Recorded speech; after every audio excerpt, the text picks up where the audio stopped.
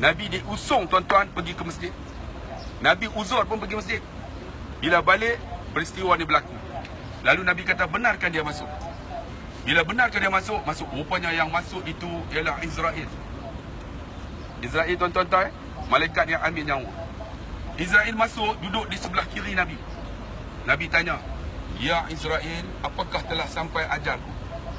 Lalu Israel kata, aku telah mencari umurmu daripada hujung dunia ke hujung dunia. Hari ini hari terakhir. Lalu Nabi tanya, mana Jibril alaihissalam yang sentiasa bersamaku, susah senang bersama? Mana dia? Jibril yang duduk di langit ketujuh turun. Duduk di sebelah Nabi menyerupai seorang lelaki. Aku di sini ya Rasulullah. Lalu Nabi kata, wahai Jibril, kenapa engkau tak bersama dia dengan aku di saat kematianku? Sedangkan kau selalu bersama denganku di saat susah dan senang. Jibril kata apa? Ya Rasulullah, aku tak mampu melihat saat kematian kamu ya Rasulullah.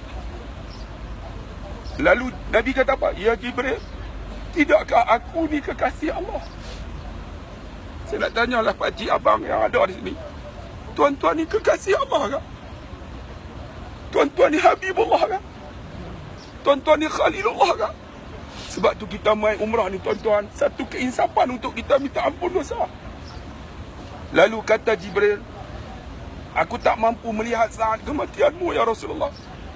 Nabi kata, wahai Jibril, apa aku perolehi bila aku mati? Jibril kata, kamu yang pertama masuk syurga.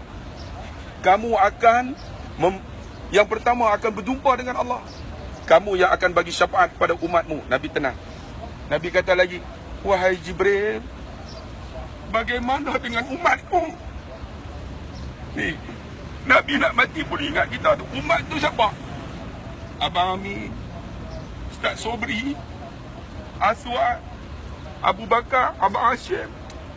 Ni semua kita ni. Bagaimana dengan umatku? Nabi kata. Lalu Jibril kata, umatmu yang pertama masuk syurga.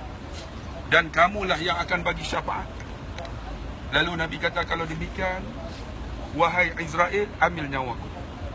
Tuan-tuan tahu, tanggal dia ambil nyawa Nabi tu ialah pada pagi esok, lepas subuh. Lalu Israel pun ambil nyawa.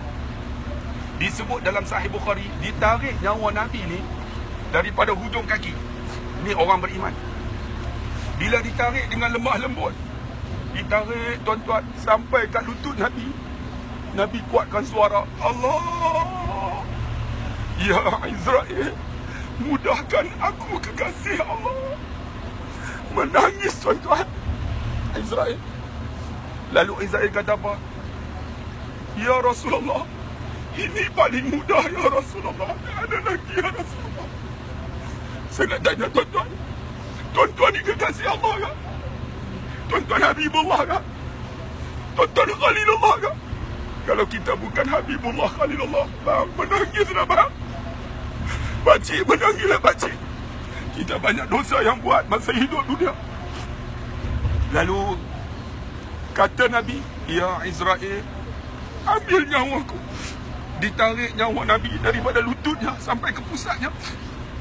Nabi kuatkan suara, Allah, ya Israel, aku kekasih Allah, mudahkan.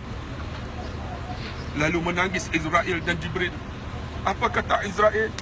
Aku tahu engkau kekasih Allah.